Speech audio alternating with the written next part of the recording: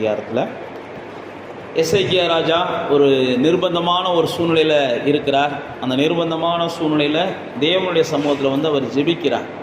அவருக்கு இருக்கிற ஒரு நிர்பந்தமான சூழ்நிலை பார்த்தீங்கன்னா அங்கே அவர் 3ஆம் வசனத்தில் சொல்லுகிறார். 19ஆம் அதிகாரம் 3ஆவது வசனத்தில், இந்த நாள் நெருக்கமும் கண்டிதமும் தூஷணமும் அனுபவிக்கிற நாள், பிள்ளை பேரு நோக்கி இருக்கிறது, ஆனால் பெறக்கூடிய பலன் எங்களுக்கு இல்லை அப்படின்னு சொல்லுகிறார்.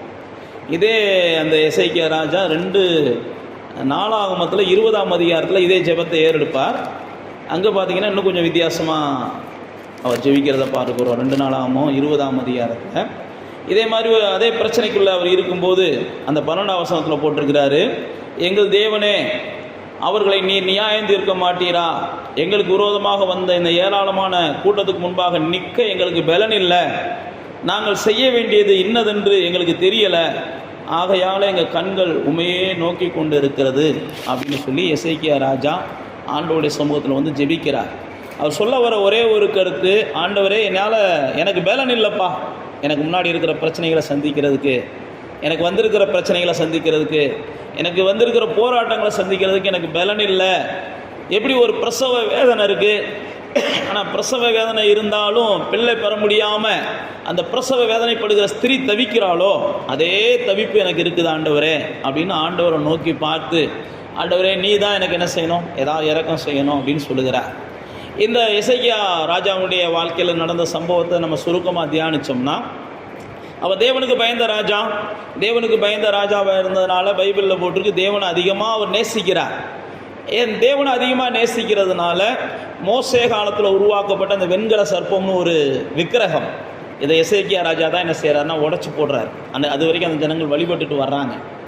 அப்போ எசேக்கியா ராஜா அவ்வளோ வைராக்கியமாக இருக்கும்போது திடீர்னு பார்த்தீங்கன்னா சீரிய ராஜா வந்து எல்லாரோடும் சண்டை போட்டு, அசீரிய ராஜா எல்லாரோடையும் சண்டை போட்டு ஜெயிச்சு அந்தந்த தேசங்களை கைப்பற்றுறாரு. அப்படி கைப்பற்றிக்கிட்டு இருக்கும்போது எசேக்கியாட்டையும் அவர் யுத்தத்துக்கு வராரு. ஆனால் எசேக்கியா என்ன செய்கிறாருன்னா, யுத்தம் வேண்டாம், சமாதானமாக போய்க்கிருவோம், உனக்கு என்ன வேணுமோ நான் தர்றேன் அப்படின்னு சொல்லி எசேக்கியா கொஞ்சம் இறங்கி போகிறார். ஆனால் அந்த தேசத்து ராஜா என்ன செய்கிறாரு, அதெல்லாம் முடியாது அப்படின்னு தன்னுடைய அதிபதிகளை அனுப்பி, நான் உன் தேசத்தை நான் அபகரிச்சே ஆவேன், யுத்தம் பண்ணி எடுப்பேன் அப்படின்ற இடத்துக்கு வருகிறார். அப்போ எசேக்கியாவுமே என்ன செய்கிறதுன்னு தெரியலை. அந்த மக்கள்கிட்ட, அந்த அதிபதிகள்கிட்ட பேசும்படி இவருடைய தலைவர்களை அனுப்புகிறார். தலைவர்களை அனுப்பின உடனே அந்த தலைவர்கள் போன உடனே அந்த தலைவர்கள் என்ன செய்கிறாங்க, அதெல்லாம் முடியாது, இந்த ஜனங்கள் உங்கள்கிட்ட என்ன செய்யணும், விடுதலையாகி எங்கிட்ட வரணும், இந்த ஜனங்களை நாங்கள் அடிமைப்படுத்தணும், இந்த ஜனங்கள் எங்களுக்கு வேணும், ஜனமும் இந்த தேசம் எங்களுக்கு வேணும் அப்படின்னு சொல்லி அவங்க பயங்கரமாக பேசுகிறாங்க. பேசிட்டு தான் அந்த அசீரிய தேசத்துலேருந்து வந்த தலைவர்கள் என்ன செய்கிறாங்கன்னா, உங்கள் தேவன் உங்களை காப்பாற்ற மாட்டார், ஏன்னா நீங்கள் என்ன செஞ்சுட்டு இருந்தீங்க, வச்சிருந்த விக்கிரகத்தெல்லாம் உடைச்சிட்டீங்க, மோசே காலத்துலேருந்து கும்பிட்டு வந்த விக்கிரகம் அதெல்லாம் உடைச்சிட்டிங்க, இனி உங்களுக்கு தேவனே இல்லை, அவங்கள காப்பாற்றுறதுக்கு ஆளே இல்லை. அதனால் இது வரைக்கும் நாங்கள் எத்தனையோ தேசங்களை போய் யுத்தம் பண்ணி ஜெயிச்சிருக்கிறோம், எந்த தெய்வமுமே எங்களை என்ன செய்யலை, தடுக்கலை, அந்த ஜனத்தை அவங்க கையிலேருந்து காப்பாற்றலை அப்படின்னு சொல்கிறாங்க. அப்போ இதெல்லாம் கேட்கும்போது இந்த எசேக்கியாவுடைய பிரதிநிதிகள் என்ன செய்கிறாங்க, எப்பா ஜனங்களுக்கு புரியாத மாதிரி உங்கள் பாஷையிலே பேசுங்க, எங்களுக்கு புரியும், ஏன்னா ஜனங்கள் கேட்டாங்கன்னா பயந்துருவாங்க அப்படின்னு சொல்கிறாங்க. ஆனால் அந்த அசீரிய ராஜாக்கள் இல்லை, ஜனங்களுக்கு புரியணும், ஜனங்கள் நீங்கள் பேசுகிறத நம்பிக்கிட்டு என்ன செய்கிறாங்க, உங்களுக்கு அடிமையை போல் இருக்கிறாங்க, நாங்கள் பேசுனது புரிஞ்சாதான் அவங்க உங்களுக்கு விரோதமாக திரும்புவாங்க, அப்போ தான் எங்களுடைய காரியம் ஈஸியாகும் அப்படின்னு அவங்க பேசுகிறாங்க. அப்போ தான் இவங்க என்ன செய்கிறாங்கன்னா ஜனங்களை பார்த்து பேசுகிறாங்க, எப்பா நீங்கள் எசேக்கியா சொல்கிறத கேட்காதீங்க, தேவன்லாம் உங்களை காப்பாற்ற முடியாது, நீங்கள் எல்லாம் எங்கிட்ட வந்துடுங்க, நாங்கள் உங்களை சுகமாக வச்சுக்கிடுவோம், வாங்க எல்லாரும் சேர்ந்து எசேக்கியாவுக்கு விரோதமாக யுத்தம் பண்ணுவோம்னு சொல்லி இந்த ஜனங்களையும் அவங்க கூப்பிட்றாங்க. எசேக்கியா பேச்சை கேட்டுக்கிட்டு நீங்கள் பைபிளில் பார்த்தீங்கன்னா, ஏன்டா மலத்தை சாப்பிட்டுக்கிட்டு இருக்கீங்கன்ற மாதிரி அந்த நாட்டுக்காரங்க பேசுவாங்க. கர்த்தரை நம்புன்னு சொல்லி உங்களை ஏமாத்துறான் இப்படிலாம் சொல்லி இந்த ஜனங்களையும் அவங்க விரோதமாக வர்றதும் இல்லாமல் இந்த ஜனங்களையும் என்ன செய்கிறாங்க, எசேக்கியாவுக்கு விரோதமாக தூண்டி விடுறாங்க. அப்போ தான் எசேக்கியா பார்க்குறான், பிரச்சனை ரொம்ப பெருசாகிருச்சு, என்ன செய்கிறதுன்னு தெரியலன்னு சொல்லி தான் எசேக்கியா ஏசாயாவுக்கு தகவல் சொல்கிறாரு. ஏசாயா இந்த மாதிரி பிரச்சனை, எங்களுக்காக ஜெபம் பண்ணிக்கோ, நானும் ஜெபம் பண்ணுறோம் அப்படின்னு சொல்லும்போது தான் இப்போ நம்ம வாசித்த இந்த ஜெபத்தை எசேக்கியா ஏறெடுத்துட்டு ஆண்டவரை பார்த்து சொல்கிறாரு, ஆண்டவரே அவங்க பேசுகிற ஆணவ பேச்சை பாருங்கள், எங்களுக்கு விரோதமாக தெய்வமே நிற்க முடியாது, நீ எப்படியா நிற்பன்னு கேட்குறான், இது வரைக்கும் எந்த தெய்வமும் எங்களுக்கு விரோதமாக நின்னதில்லைன்றான், ஆண்டவரே அவங்கெல்லாம் விக்கிரகங்கள், நீங்கள் தான் வானத்தையும் பூமியையும் படைச்சவர், நீங்கள் தான் ஜீவன் உள்ளவர் அப்படின்னு சொல்லி எசேக்கியா ஆண்டவரை நோக்கி பார்த்து ஜெபிக்கிறத பார்ப்போம். இந்த நேரத்தில் தான் தேவன் என்ன செய்கிறாருன்னா, ஜெபத்தை கேட்ட உடனே ஒரு தீர்க்கதரிசி மூலமாக பதில் அனுப்பி அவங்க பேசின சத்தமெல்லாம் ஓங்காதில் விழுந்தது மாதிரி ஏன் காதில் விழுந்துச்சு. ரொம்ப ஆணவமாக பேசுகிறாங்க, ரொம்ப அக்கிரமமாக பேசுகிறாங்க, இவங்களை நீ விட்டாலும் நான் விட மாட்டேன் அப்படின்ற இடத்துக்கு ஆண்டவர் இறங்கிடுறார். நீ ஒருவேளை அவங்களோட சமாதானமாக போனாலும் நான் அவங்களோட சமாதானமாக போக விரும்ப மாட்டேன், அந்தளவுக்கு பெருமைக்காரங்களாக இருக்கியான் அப்படின்னு சொல்லி தேவன் என்ன செஞ்சிடறாருன்னா ரொம்ப ஆக்ரோஷமாக இறங்கி பைபிளில் போட்டு ஒரே ஒரு தூதனை என்ன செய்கிறார், அந்த பாளையத்துக்குள்ளே அனுப்புகிறார். அந்த பாளையத்தில் இருந்து 1,00,000க்கு மேற்பட்ட 85,000க்கு மேற்பட்ட ஜனங்கள் சாகடிக்கப்படுறாங்க. அந்த தூதன் அவன் அந்த பாளையத்தை முழுவதையும் சாகடித்ததுனால அந்த தேசத்து ராஜா ஓடி போய் அவங்க தேவனுடைய கோயிலுக்குள்ளே உட்கார்றாரு. அவங்க தேவனுடைய கோயிலுக்குள்ளே அவர் இருக்கும்போதே அவங்க பிள்ளைகள், அந்த ராஜாவுடைய பிள்ளைகளை எழும்பி அந்த ராஜாவையும் கொன்று போட்டு அந்த ராஜாவுடைய இடத்துல அவங்க ராஜாவாக மாறுகிறாங்க. இப்போ இந்த காலை வேளையில் இதைத்தான் அந்த நம்ம எசேக்கியா ராஜாவுடைய வாழ்க்கையில் நம்ம தியானிக்கிறோம். நம்முடைய வாழ்க்கையிலையும் இன்றைக்கி இருக்கிற உலகத்தில் யாராக இருந்தாலும் அவங்க திராணிக்கு மேலே தான் இன்றைக்கி பிரச்சனைகளை சந்திக்க வேண்டியிருக்கு. யாராக இருந்தாலுமே, நாங்களாக இருந்தாலும் சரி, நீங்களாக இருந்தாலும் சரி, மோடியாக இருந்தாலும் சரி, ஸ்டாலினாக இருந்தாலும் சரி, அவங்க திராணிக்கு மேலே தான் இன்றைக்கி பிரச்சனைகளை சந்திக்க முடியுது. ஆனால் திராணிக்கு மேலே பிரச்சனைகள் வரும்போது ஒரு மனுஷனால் சந்திக்க முடியாது.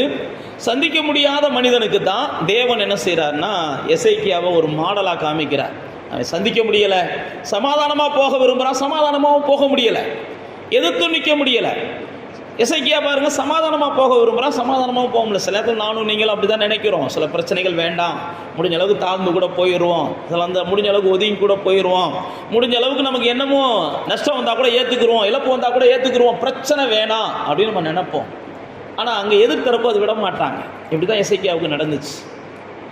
அப்போ தேவ பிள்ளைகளாகிய நாம் சில நேரத்தில் இறங்கி போனாலும் நமக்கு பிரச்சனை தீரலை, ஏறி அடிக்கிறதுக்கும் நம்மளால் முடியலை. என்ன செய்கிறதுன்னு தெரியாத சூழ்நிலையில் தான் அந்த எசேக்கியா தேவனை நோக்கி பார்க்குறான். இன்றைக்கி ஒவ்வொரு மனுஷனுடைய வாழ்க்கையிலையும் இப்படிப்பட்ட சூழ்நிலை இருக்க தான் செய்யுது. அதுக்கு யாருமே என்ன செய்ய முடியலைன்னா இன்றைக்கி தப்ப முடியலை, அதுக்கு நிவாரணம் கண்டுபிடிக்க முடியலை. எத்தனையோ பேர் அப்படி தான் என்ன செய்கிறாங்க, நடப்பணமாக வாழ்ந்து கொண்டு இருக்கிறாங்க. ஆனால் அந்த எசேக்கியா தேவனை நோக்கி பார்க்க ஆரம்பித்தான். அப்போ தேவ பிள்ளைகளாகிய நாம் சந்திக்கிற எல்லா பிரச்சனைகளையும் தேவனை சார்ந்து கொண்டோமே ஆனால் அதை மேற்கொள்வதற்கு தேவன் நமக்கு என்ன செய்கிறார், பலன் தருகிறார். அதை தான் நம்ம எசேக்கியாட்ட கற்றுக்கொள்ளுகிறோம். எசேக்கியா தேவனை நோக்கி பார்க்கிறான். தேவனை நோக்கி பார்த்ததுனால தேவன் அவனுக்கு என்ன செய்கிறார்னா உன்னதத்திலிருந்து ஒரு ஒத்தாசை அனுப்புகிறார், உன்னதத்திலிருந்து ஒரு உதவி அனுப்புகிறார். ஒரே ஒரு தூதன் அந்த சேனைகளை முழுவதும் கலங்கடிக்கிறான். வீண் வார்த்தைகளை பேசின அந்த மனுஷனுடைய குடும்பத்திலேயே பிரச்சனை வருது. இவன் அகந்தையா பேசின அவன் குடும்பத்தில் இருக்கவங்களே அவனுக்கு விரோதமாக எழும்பி அவனை என்ன செய்கிறாங்க, ஒன்றும் இல்லாமல் ஆக்கிடுறாங்க. அப்போ நீங்களும் நானும் ஜெபிக்கும் போது, நானும் நீங்களும் நமக்கு ஜெபிக்கும் போது நமக்கு முன்பாக எவ்வளவு வேணாலும் அவங்க என்ன இதுலேயும் பேசிட்டு போகட்டும், ஆனால் ஆண்டவர் ஒரு நாள் நிச்சயமாக நம்முடைய ஜெபத்துக்கு பதில் தருகிறார். அந்த பதில் எப்படிப்பட்டதாக மாறுதுன்னா, நம்முடைய சத்துருக்கள் எல்லாம் அதுக்கப்புறம் நம்ம தேடினாலும் அவங்க சத்துருக்களாக இல்லை, நமக்கு சிநேகிதர்களாக வரும்படிக்கு கர்த்தர் என்ன செய்கிறார், சூழ்நிலைகளை உருவாக்கி தருகிறார். அதனால தான் வேதம் போட்டிருக்குது, திராணிக்கு மேலே ஒரு மனுஷனுக்கும் சோதனை வராது, அப்படியே திராணிக்கு மேலே வந்தாலும் அதை தாங்கத்தக்க பலனை தேவன் தான் என்ன செய்கிறார், தருகிறார். தப்பத்தக்க போக்க தேவன் உருவாக்குகிறார். அப்போ நீங்களும் நானும் தேவனிடத்தில் ஒத்தாசையை விரும்பும் போது மட்டும்தான் அவர் தருகிறார். எசேக்கியா தேவனிடத்தில் ஒத்தாசையை விரும்பினான். அதுக்கு முதல் ராஜாக்களெல்லாம் தேவனிடத்தில் ஒத்தாசையை விரும்பாமல் தோற்று போனாங்க. ஆனால் இந்த எசேக்கியா தேவனிடத்தில் ஒத்தாசையை விரும்பினபடினால அவன் ஜெயித்ததையும் பார்க்குறோம், தேசத்தை காப்பாற்றினதை பார்க்குறோம், அவன் குடும்பத்தை காப்பாற்றினதை பார்க்குறோம். அதுக்கப்புறம் தேவனுடைய சாட்சியாகவும் அந்த தேசத்தில் அவன் வாழ்ந்ததை பார்க்குறோம். அப்போ தேவ பிள்ளைகளாகிய நானும் நீங்களும் தேவனை சார்ந்து கொண்டால் மாத்திரமே இந்த நாட்களில் பூமியில் ஜெயிக்க முடியும். தேவனை சார்ந்து கொண்டால் மாத்திரமே நமக்கு வருகிற பிரச்சனைகளை நம்ம மேற்கொள்ள முடியும்.